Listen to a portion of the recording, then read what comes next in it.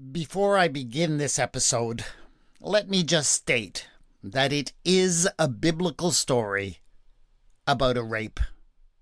I do not go into details about how it might have taken place, but I totally understand that this can be a very difficult topic, and some people might prefer to skip this episode.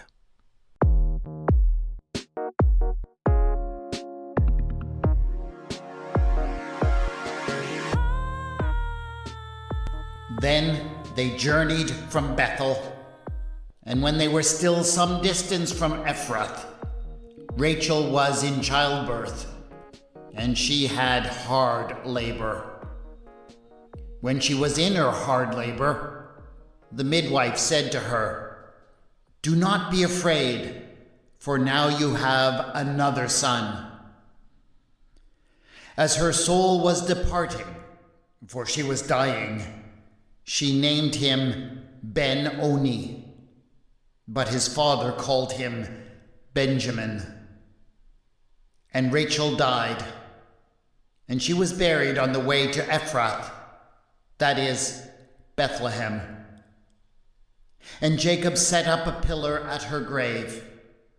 It is the pillar of Rachel's tomb, which is there to this day. Israel journeyed on and pitched his tent beyond the tower of Adar. While Israel lived in that land, Reuben went and lay with Bilhah, his father's concubine, and Israel heard of it. Wait, what? Did I just read that correctly? Reuben, the firstborn son of Jacob, also known as Israel, went and slept with his own father's concubine? Reuben, that precocious young boy who, just a few chapters ago, went out and found some lovely mandrake plants and decided to take them to his mother Leah as a present to make her smile. And yet, this small act is just slipped into the biblical text so matter-of-factly. There is no commentary, no condemnation, just a cryptic reference to Israel hearing about it, but apparently doing nothing. It just leaves me with so many questions, starting with, what could have possibly motivated Reuben to do such an abominable thing? I also can't help but wonder just how awkward this would have made the annual Jacob family reunion. As usual, it seems to me that the only way to delve into what is going on in this brief passage is to explore it narratively. So, here we go. This is Retelling the Bible.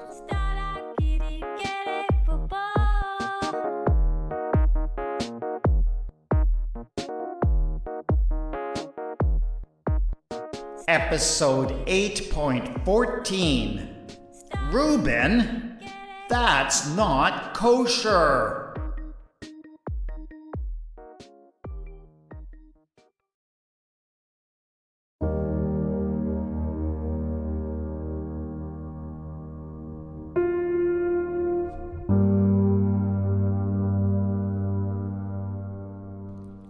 Ever since she had married Jacob, Rachel had only had one focus in her life.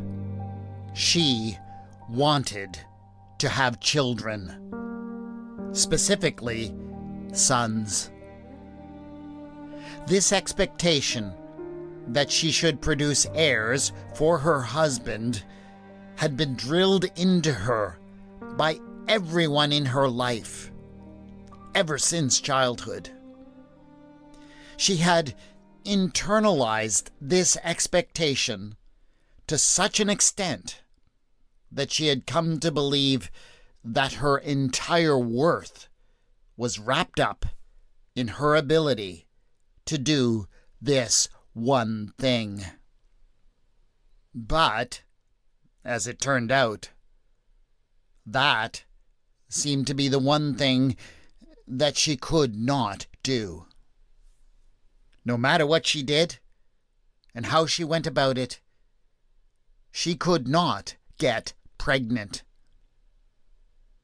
Month after month, she lived a roller coaster of emotion, hoping against hope that this time, finally, it would work, only to have those hopes dashed and then fall ever deeper into depression. And then, a couple of times, it was so much worse. She suffered the loss of a pregnancy that had just barely begun. There was a sadness so deep in that it made her give up on everything.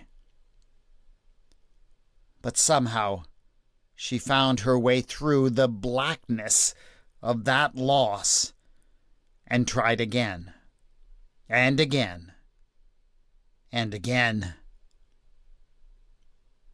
This one thing so consumed her that she could find no joy in anything else. She knew that Jacob adored her, that he loved her many times more than he did her sister, Leah, even though Leah kept churning out one child after another. Jacob's love, which would have meant the world to Leah, meant nothing to Rachel. "Give me children, or I shall die," she cried out to her husband. But he seemed powerless to give her the only thing that mattered to her. She tried to fill the void by taking the slave that her father had given her, Bilhah, and having her go into Jacob's bed. It had worked in the sense that Bilhah had indeed produced 2 fine sons. But in other ways, it only made things worse. Rachel had sacrificed the one relationship in her life with someone who she could trust.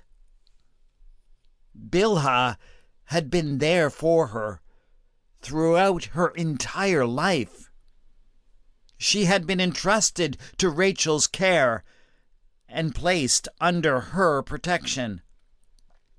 But in her desperation, she had turned her friend into nothing more than a tool to attain her one ambition. Even though Bilhah came through for her, it was not enough.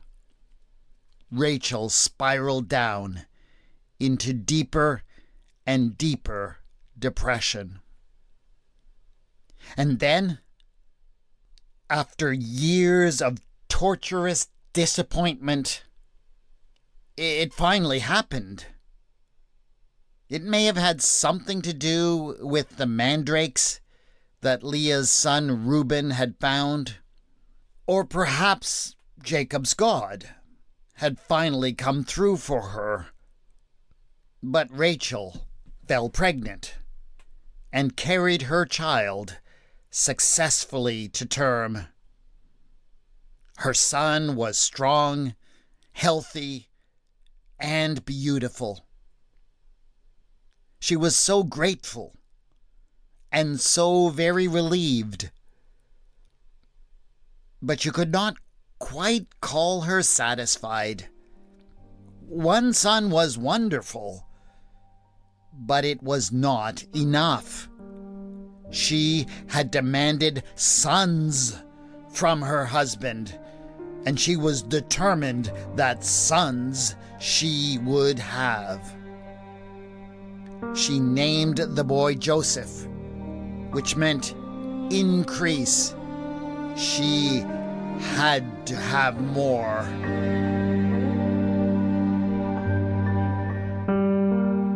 Once she had weaned Joseph, Rachel got right back on that fertility roller coaster. There would be a few weeks of frantic sex with Jacob, demanding his services as often as he could give them, and Jacob never said no to Rachel, followed by days of continual dread as she watched for that first spot of blood that was the sign that she had failed once again. It was perpetual torture for her, but she just could not quit. Eventually, it happened, and Rachel was so thrilled to feel the new life growing within her. But at the same time, there was something about it that was not quite right this time. It was as if the child was draining all of the strength out of her, leaving Rachel weaker and weaker as the days went by. She could hardly keep any food in her stomach. She couldn't sleep. She felt as if she was fading away. They were traveling around in Canaanite lands in those times, so they sent for a local midwife, a highly skilled and experienced woman who had seen almost everything over the years. She warned Rachel that if she continued to carry this child, she might not survive. But Rachel would hear nothing of the alternatives that she had to offer. Life without an increase in sons was intolerable to her. The predictions of the wise woman bore out in the end. Rachel's labor was hard, and though her son came into the world with a lusty cry, when it was over, Rachel was completely spent. The midwife could not staunch the flow of her blood. The kindly woman knew that there was nothing she could do, apart from offering the only comfort that Rachel would accept. "Do not be afraid," she said, "for now you have another son." And Rachel accepted that. This, finally, would have to be enough for her, even if it cost her her life. She instructed the women around her that her son should be called Ben-Oni, the son of my vigor. For even if he had taken the last of her strength from her, surely he would be a man of strength as a result.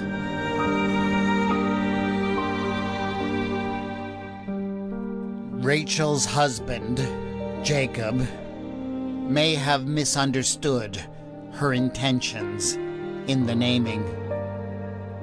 Such was his grief that he could only interpret the name Ben-Oni as meaning son of my sorrow. and he didn't feel as if he could live with that. He had always claimed that he loved her more than anyone on the face of the earth, but when he lost her, he disrespected her memory by ignoring the very last thing she said and taking from her one of the few powers given to women, the power to name their offspring. "No," he insisted. "No. The child shall be called Benjamin." It was practically unheard of for a father to do such a thing. But no one dared to say anything because, frankly, Jacob was a mess. He wasn't eating and was hardly sleeping. He refused to wash or to change his clothes. He would spend hours just staring off into the distance. When people asked him what the family should do, where they should go and pasture the sheep next, he would just say, "It doesn't matter. Nothing really matters." It frightened the family. They had looked to Jacob to lead them in everything, and now it was like he was just gone. People naturally looked to Leah, the senior wife, to tell them what to do, but it was simply not culturally acceptable for her to represent the family in their dealings with the people around them. Leah realized that it was time for someone else to step into the leadership role that had been vacated by Jacob, and her eye fell thoughtfully on her eldest, Reuben, who had always been devoted to her.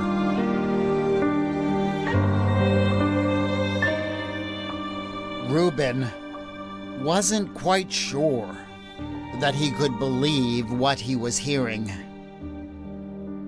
"I understand the problem," he said. "Dad is failing. I'm not sure that he'll ever recover from the loss of Rachel, and somebody needs to step up. I even agree that it should be me, but are you sure that this is the way to do it?" "Listen, Reuben," his mother said.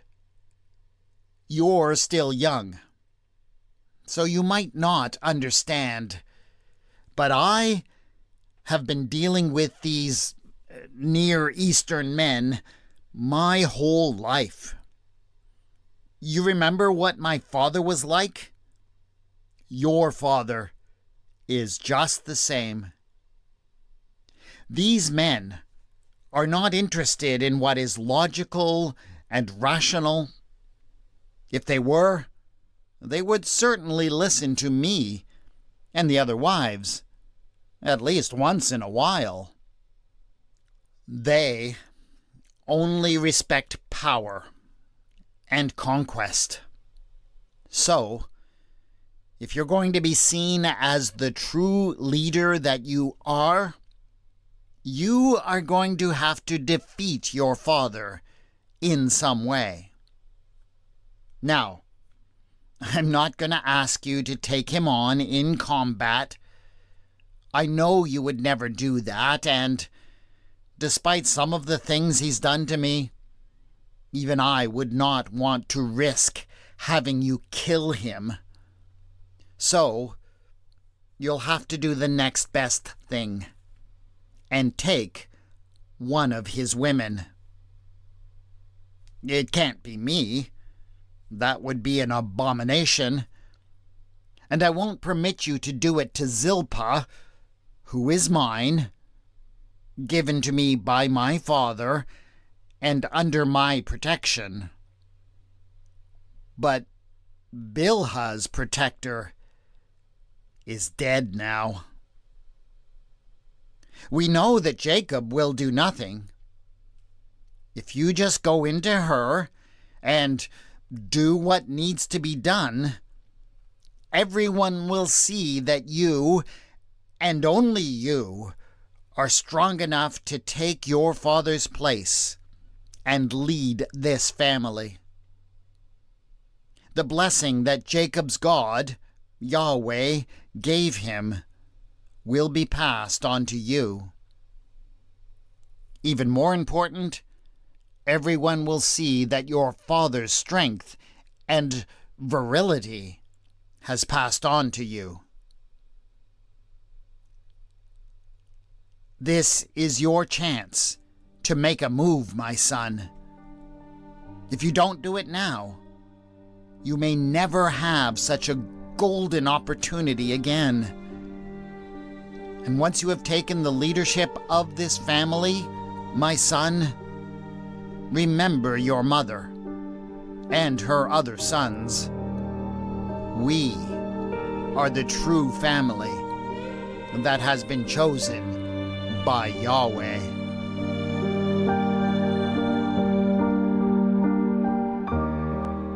Reuben raped Bilhah.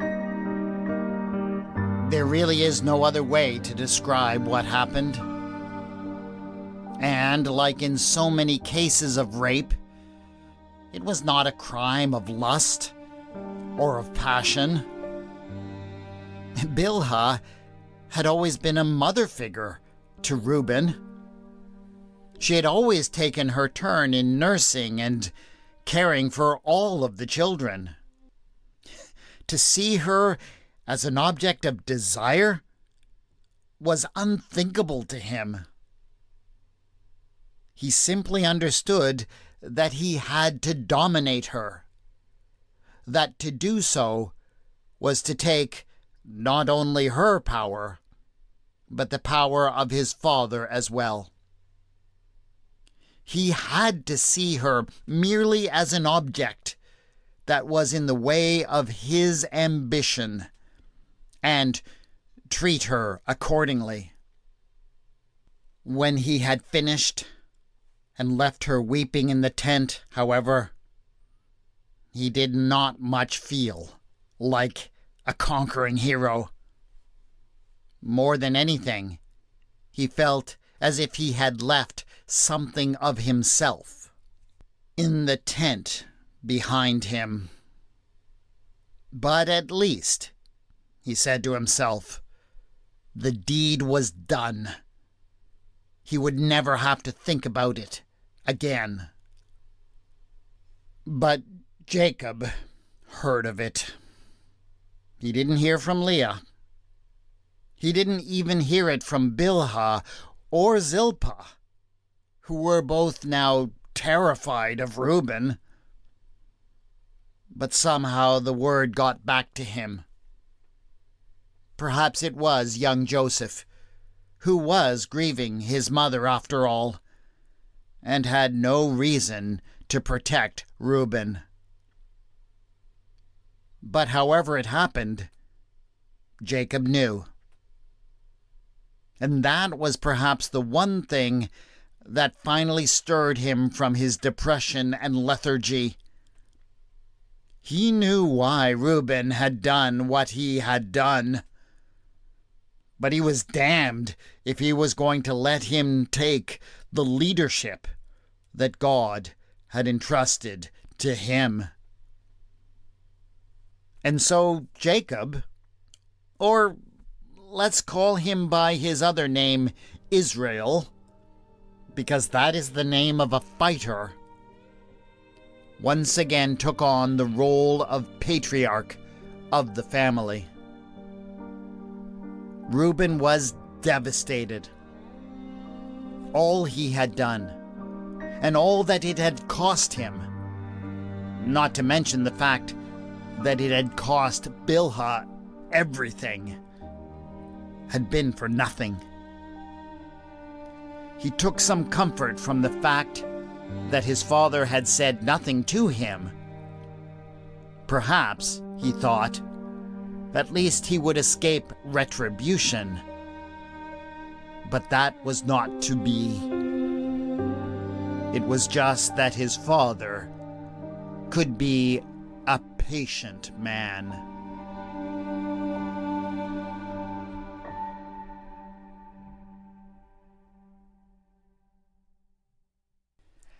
As I have mentioned in previous episodes, like when I told the stories of Rizpah and of Ahitophel, there are a lot of stories of sons or close relatives who rape their leaders' concubines in the Bible. Reuben's story is just the first. This story has so much in common with the others that I think it is reasonable to assume that Reuben's motivations are the same as that of the other rapists. There was no love affair between Reuben and Bilhah, nor was there likely even any sense of attraction. Reuben was playing for power, pure and simple, and he didn't care who he had to hurt to get it. It was an evil thing to do. And that is, of course, what makes the ending so unsatisfying. The writer of Genesis merely notes that Israel heard about it, and then moves on. Reuben seems to have gotten off scot-free. That is not quite true. There are two epilogues to this story. First, when a bit later, the other children of Israel take their brother Joseph and are intending to kill him, Reuben intervenes and actually saves Joseph's life, though his plan to free him as well goes awry. This suggests that Reuben might have at least learned something from this whole sordid affair. And then, on his deathbed, Israel finally breaks his silence and tells Reuben off for what he did so many years earlier. "Reuben, you are my firstborn," he says, "my might, and the first fruits of my vigor, excelling in rank and excelling in power. Unstable as water, you shall no longer excel, because you went up onto your father's bed. Then you defiled it. You went up onto my couch." Jacob apparently then strips him of his status of firstborn, giving it to Joseph's sons instead. So it is not that there is no retribution. Reuben does pay a price. But is it enough? Hell no. That is it for this episode of Retelling the Bible. Please subscribe so you can get the next episode in a couple of weeks. And please rate and review the podcast on your platform. The theme music for the podcast is Ah Da by Kevin MacLeod, and the mood music for this episode was Stranded by Sasha End. The music is licensed under the Creative Commons and can be found at incompetech.com and at filmmusic.io, respectively. You can contact me on twitter.com at retellingbible and on the Facebook page Retelling the Bible. Show notes for this episode have been posted at retellingthebible.wordpress.com. patreon.com. Thanks again to my awesome Patreon supporters whose support means so much to me. Go to patreon.com/retellingthebible to support this podcast. This is Retelling the Bible, and I have been your storyteller, W. Scott McCandless.